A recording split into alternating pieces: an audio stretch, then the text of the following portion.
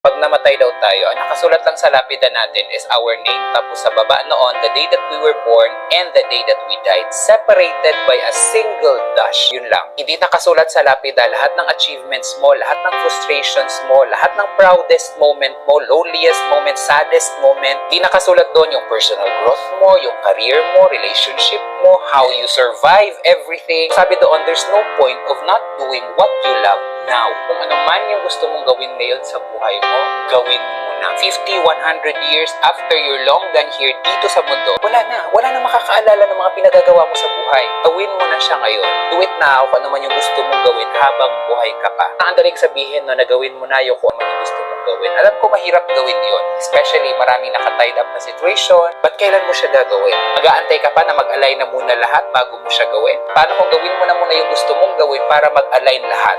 Paano kung yun pala yung missing puzzle? Do what you love para mag